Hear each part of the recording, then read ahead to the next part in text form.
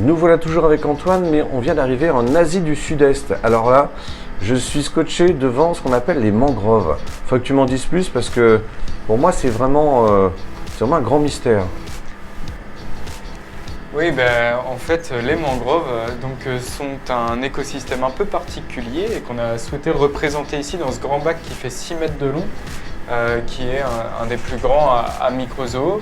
Et pourquoi toutes ces racines comme ça qui trempent dans l'eau? C'est parce que les mangroves sont des forêts entières qui poussent dans la mer, à la frontière entre la terre et la mer, là où les fleuves se jettent dans l'eau. Il y a une eau qui est saumâtre, qui est un mélange d'eau douce et d'eau de mer. Et là se développent donc des arbres particuliers qu'on appelle des palétuviers et qui en fait ont un système racinaire qui leur permet de filtrer le sel de l'eau et donc de s'abreuver dans l'eau de mer sans mourir à cause de la salinité. Donc ils poussent sur pilotis. Donc ils plantent leurs racines dans le vase et l'arbre en fait se développe au-dessus de l'eau. Et alors c'est très très pauvre comme milieu d'un point de vue de la flore, puisque ces conditions sont quasiment totalement inacceptables pour la plupart des plantes terrestres, à part le palétuvier. Mais par contre dans l'eau, ce système racinaire fait comme des vrais immeubles à animaux et notamment aux poissons. Et ce qui est très intéressant, c'est qu'il y a des poissons d'eau douce qui descendent les fleuves pour aller vivre dans les mangroves et se reproduire dans les mangroves, et des poissons d'eau de mer qui remontent et qui viennent s'installer aussi dans les mangroves, puisque l'eau y est saumâtre, donc elle est acceptable pour les poissons marins, mais aussi pour certains poissons d'eau douce. Donc c'est des vraies nurseries, les mangroves, et les animaux adorent s'y installer.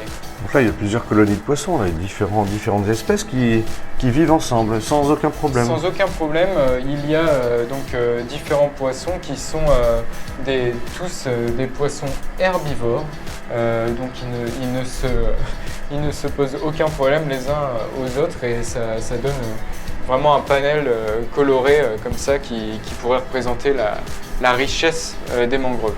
Je sens que tu es vraiment passionné par ce système de mangroves parce que c'est vrai que c'est impressionnant. Alors c'est vraiment des systèmes qui sont uniques. Il y en a très peu, il n'y en a que 150 000 km² sur Terre.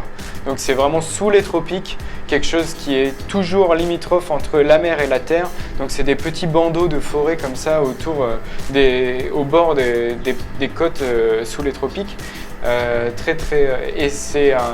Donc c'est très très rare finalement, et c'est assez menacé par l'exploitation des côtes par l'homme pour le tourisme ou pour des grosses industries de pêche ou l'expansion des villes qui grignotent comme ça du terrain sur la mer et sur la côte. Sauf que le problème de tout ça, c'est que les mangroves en fait ont un vrai impact sur l'érosion de la terre, et aussi sur la protection des terres face aux tsunamis notamment. Et là où on détruit la mangrove, on s'expose aux catastrophes naturelles.